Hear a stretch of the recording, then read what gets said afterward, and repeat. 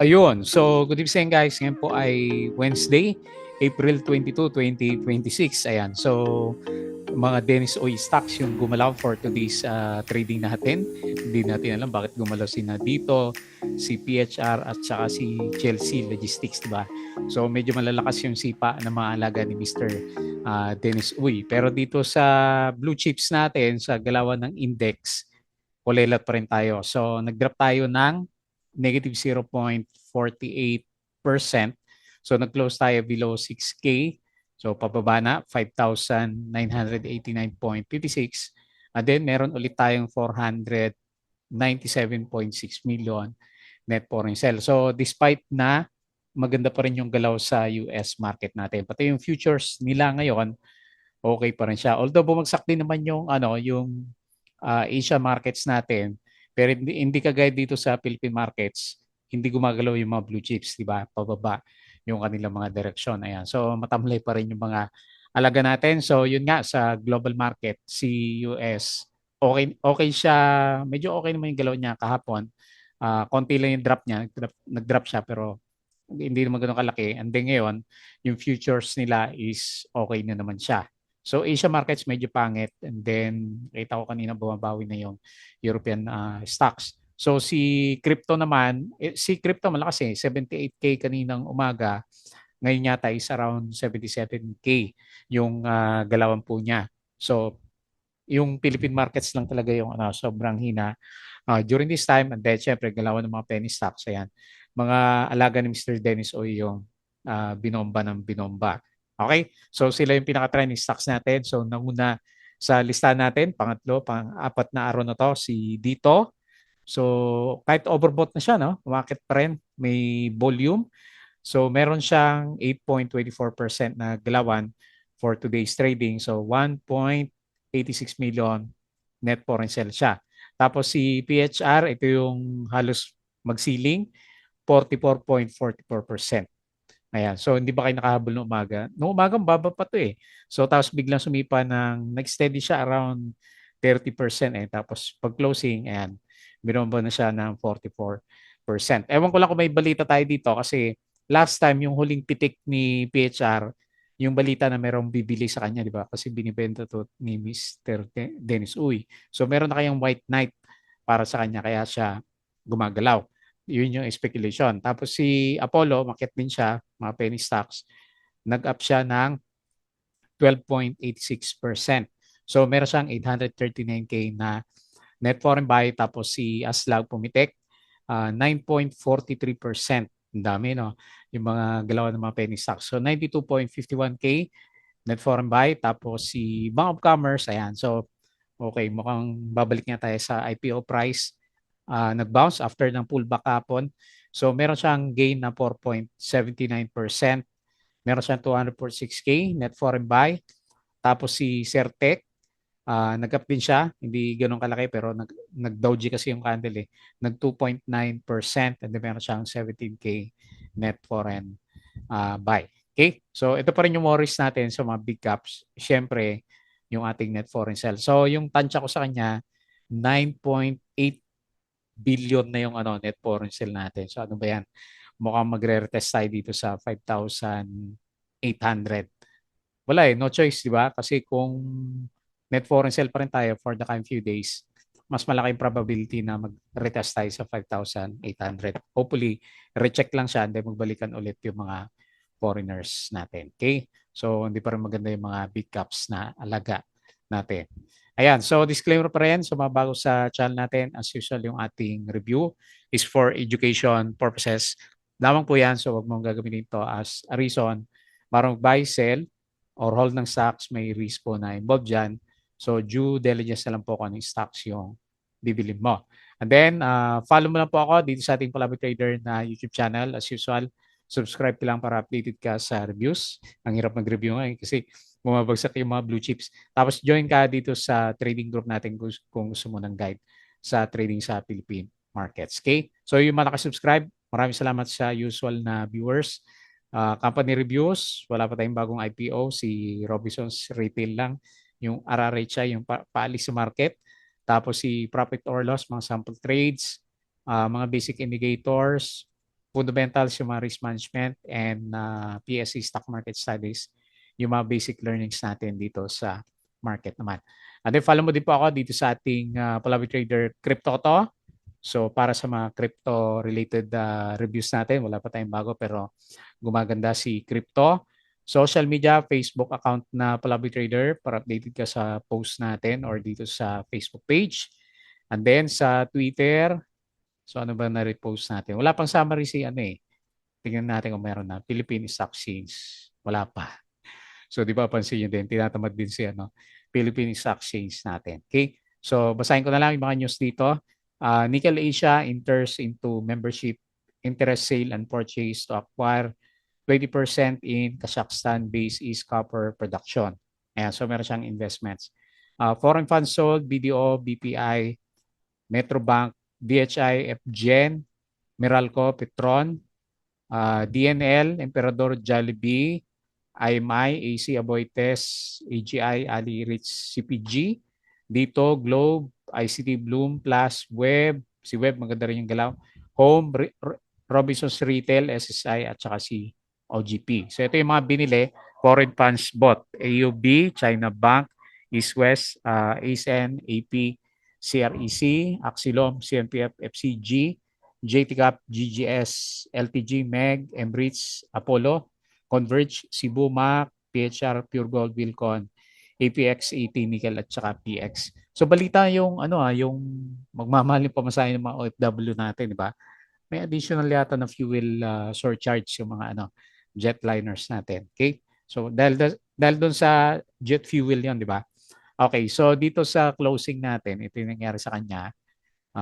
Konti lang yung gumalaw, no? SCC 1.18%, ICT 0.86%, LPG 0.68%, Pure Gold 0.59%. And then sa mga losers, URC, binawi din yung kapon.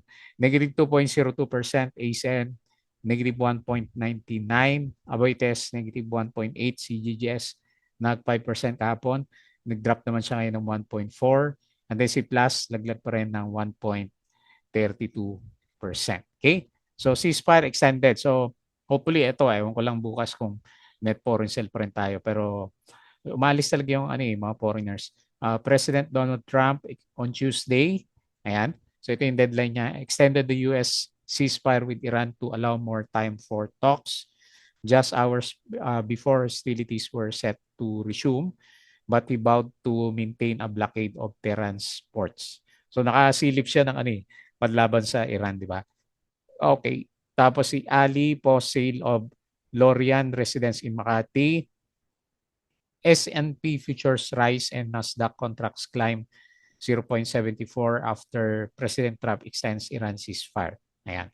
So, Pilipinas na lang yung inantay na gumalaw. Okay, so share buyback, AGI, Ali, OPM, at saka si MEG.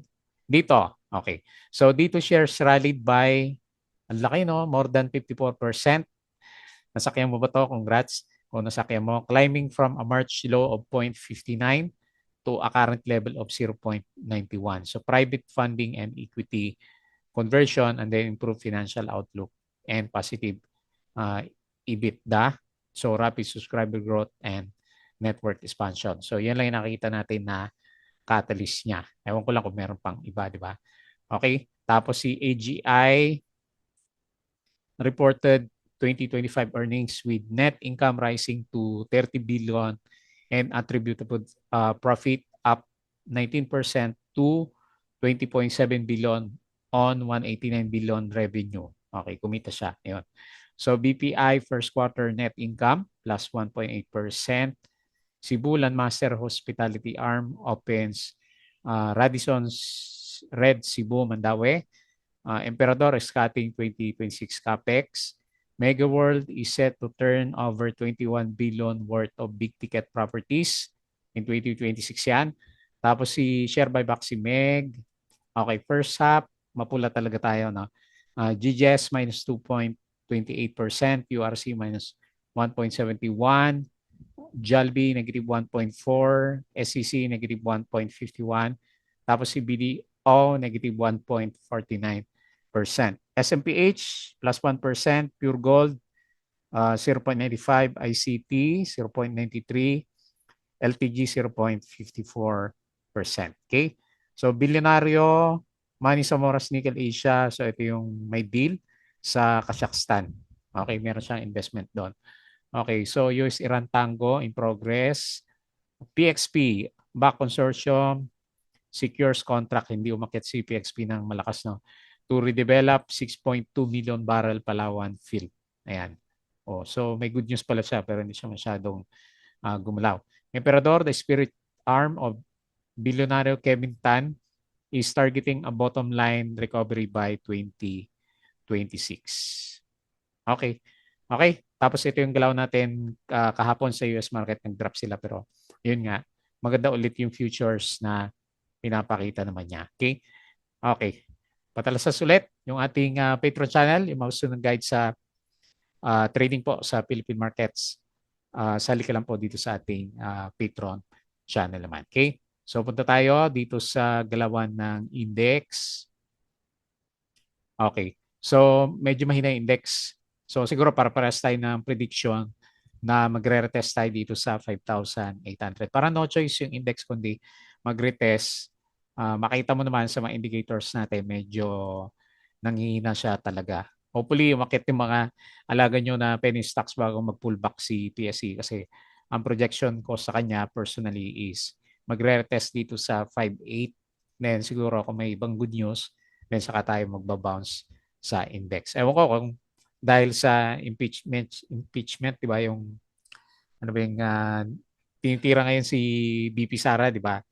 Yung mga pera daw niya, bakit sobrang laki. Ayan, so may mga, ewan ko kung totoo yung mga napapanood natin. Okay? So nag-close tayo 5,989, negative 0.48%. Pero most likely yung gasolina yung ano, uh, yung reason bakit nag-expect yung mga foreigners na mag-drop. Kasi labas sila ng labas. So 497 million net foreign sale. Okay? So medyo bearish ako sa ano, sa mga big caps. So, syempre sa mga penny stocks, nagagalawan sila, di ba? Okay, so PHR yung nanguna, siling kaya ito bukas. Malakas daw yung bid nito kanina. So 44.44%, hopefully meron pa. Apollo, ayan, breakout na rin, 12.86%. Si Aslag, 9.43. Binobomba pala tong si ano, Aslag. Tapos si dito, 8.24. So diretso. Ba na-break niya yung ano, resistance. So akyat na tayo diyan. Tapos piso, di ba? Piso na siguro pinaka next na ano, psychological ano niya, resistance. And then Bank of Commerce bumabalik 4.79, Union Bank 4.1%. Hopefully nag-bottom na rin. Tagal din ng drop na ito. Simula meron siyang adjustment dito. Stock rights offering. Okay, hopefully yan na yun. Tapos si Bell, okay, walang volume. Si ABA, 3.13. Madami yata nakapwesto ng mga stocks sa CREC, 2.4, Bounce, Web, 2.41. Ayan, pa-breakout si Web. Lakas ng volume niya, oh. Hindi kayo breakout to bukas yan. Si Web. Tapos sino pa? Baita, walang volume Si Meg, 1.44%. Okay? So, yung mga losers naman, yung may volume DHI, minus 4.36. Ayan na. Takbuhan na. 4.36. Si Cebu, nako, kinain yung gain. Minus 4.28%. Atlas Mining, ano to? Negative 4.27. Ayun, lumabas ng chart. Tapos sino pa? Shell, minus 2.64%. Okay? Hindi yan lumabas yung, yung chart natin. So, balik tayo dyan and then quick review dito sa global market. Okay, so maganda na naman yung futures. US, 0.51% up. Dow Futures, 0.42%. Nasdaq, 0.67%. So, maganda yung futures nila. Babawi mamaya. Pero Europe, ayan, mula na pala si Europe. Mapula and then, bakit kaya? So, mapula din dito sa bandang Asia. O baka late na yung announcement ni Donald Trump, di ba? Kasi late naman lagi siya magkaroon ng ng mga balita. So, tingnan na lang natin bukas. Hopefully, bukas okay naman yung market natin. Ayun, umakyat ulit yung cryptos naman, umakyat din siya. Ayan. So nagbalik na sa 78K si Bitcoin, Ethereum 2.3K, XRP 1.45, BNB 642, Sol 88, tapos si Dodge 0.1 si Dodge. Okay. So maganda yung galawan dito sa bandang crypto. And then balik ulit tayo dito. So quick review dito sa mga trending stocks. Pwede pa kayong mahabol dito. Ang tataas na dito na ticks. Okay. So nahinga natin si dito. Taas na nito. Akala ko hindi na-akit pa to pero mukhang merong dahilan bakit pinipitik to dito na ticks natin So nag-close si dito ng 8.24%. Overbought na pero diretso pa rin yung galaw niya and then mukhang i-retouch natin yung piso. So yun na yung pinaka next na resistance level niya, panalo yung investor nito. Okay, so ganda ng galaw. So lakas ng sipa, magre-retest yata dyan sa bandang taas. Pero yung pinaka-support natin nandito sa around 0.8. Okay, so mukhang wala ibang pupunta kundi piso si dito natin. Although overbought na siya, so watch out na lang. Pero binobomba pa rin kasi ng volume Nasa 85 million yung pataas yung trading volume niya. So maganda. Yung prospect, tama-tama siguro sa Friday ito, no. Meron pa naman Thursday at saka Friday na trading natin. So nag-close siya 0.92. Wala pong catalyst nakita lang natin is malakas talaga yung volume. So meron siya 1.86 million na net foreign sell. Okay? So hopefully maabot tayo ng piso tapos panalo yung nakapulot kasi sabi doon, di ba, 50% up na siya mula sa 0.59. Okay, panalo pala kayo dito. Next, another dito stock, si PHR natin. So, grabe din yung galaw niya. Diretso siya. So, alam ko, pumitik din siya last time dito Ito, kung tandaan nyo, last 2024, nung si Rason yata ito meron siyang parang gustong bilhin. Pero nung makita niyo yung mga utang niya, parang hindi siya tumuloy, di ba? Kaya nag-drop yung stocks natin. So, malay mo, meron na naman. Kasi for sale nga itong si PHR natin last time. So, sakto, nandito siya sa pinaka-resistance. So, hindi naman niya sinagad sa 50% level. So, pero lagay na natin dito sa 0.22. And then, pinaka-best case scenario, meron tayong gap na if-fill dito sa bandang taas pa. Okay? Tapos yung pinaka-support level natin, pwede siguro dito sa around 0.16. So malalaman din siguro natin yung balita, baka sell on news yung mangyari naman sa kanya. Kasi wala pa yung yung news natin. Ayan. So pinunta siya ng maraming traders, nag-close siya ng 0.1950 and then nag-up siya ng 44%. Pero kung titignan mo yung galaw niya dito, meron may trend siya So biglang pinitik si PHR natin. Kailangan lang talaga mabilis ka Kasi kahit si umakit din si Chelsea Logistics natin Ayan So sumisilip din yung kanyang galawan. Pero ito yung pinakamalakas. So baka nandito kay PHR yung balita natin. Hopefully meron na. So meron siyang 468K net foreign buy. Okay? Next. So dahil mahina yung market, penny stocks muna. So bumabalik siya, mukhang magre-retest din sa bandang taas si Apollo. Ganda rin ng galaw niya So nag-breakout siya dito sa support na 0.0071. Okay din yung niya, yung RSI. So bumabalik dito sa bull side and nag-start na mag-recover din yung direction ng MACD formation natin. So close siya 0.0079. So 12.86% at meron siyang 839K net foreign buy. Okay? Next, Aslag. May balita ba tayo dito kay Aslag? Parang wala din, no? So anyway, good. Good. Nagtatry din siya na actually yung breakout na So yung pinaka-next na resistance is dito sa 1.4. So tinutuloy na niya. And then piso yung pinaka-support level natin. So galing 2024 tapos ngayon gumalaw na rin siya. Kailangan lang talaga tsagain mo itong mga to kapag nagko-conso yung mga price action nila. Okay? So dahil sa malakas yung sipa niya, maganda pala yung income ni May aslag. Okay, hopefully makabawi yan. So overbought na rin siya. So watch out na lang. So sa mga late buyers. Pero parabolic yung ano niya yung mga galawan niya, no? Kung abot pa ba? So kayo meron pa siyang 2 araw. So nag-close siya ng 1.16, 9.43%, and then meron siya 92K net foreign buy. Okay? Next. So yung mga umakyat last time, sila pa rin yung gumagalaw. Bank of Commerce, so on the way siya para mag-retest ulit dito sa around 11.2. Pero 12 yung ano niya, di ba? IPO price natin last time. Pero good sign, no? Nag-bounce. So kahit 1 million lang yung volume niya, pero maganda yung galaw niya eh. So above pa rin siya, nag-bounce dito sa RSI 50.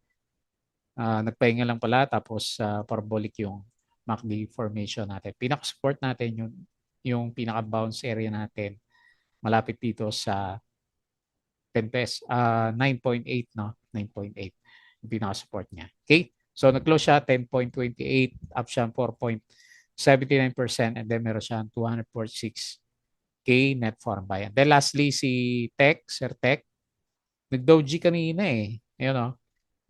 Pero break out niya yung ano, break out pa niya. Okay. Lagay ko na lang dito. Mukhang gusto rin naman pitikin to eh. Si Certec natin. 0.83. So overbought na yung RSI level din natin. Nagpapahinga muna. Pero Dow G, baka may pullback muna to ng konti. Si Tech. Pero malakas yung volume niya. Oh. Kita mo yung volume niya. Nasa 4.08 million. So buhay yan. So mga penny stocks, diba? Malaki na yan. 4 million. And parabolic yung mga indicators natin sa kanya. Okay? So nag-close siya 0.71, 2.9% up, and then meron siyang 17.7K net foreign buy. Okay? So wala muna tayong galawan dito sa mga blue chips natin. Ayaw niyang gumalaw. So ito personal ko lang naman na analysis sa kanya. So double check sa 5.8 and then saka siguro magbabounce. Kasi wala tayong wala tayong net foreign buy sa market. So ang mga gumagalaw is yung mga trading stocks. So ito na lang yung mga bantay-bantay natin kasi mukhang galaw na naman ng penny stocks during this time. So yung umpisa ng mga stocks na alaga ni Mr. Dennis Uy. Okay po, so yun lang muna yung ating review. Bago tayo close, please don't forget to subscribe ulit dito sa ating Palabra Trader na YouTube channel. Join ka sa group guys kung gusto mo ng guide. Crypto ko to, follow mo na lang Facebook account, Facebook page para updated ka, Twitter, and Patreon sa mga gusto ng guide. Sali lang po kayo sa group natin. Okay? So yun lang. Maraming salamat. Kita ulit tayo bukas.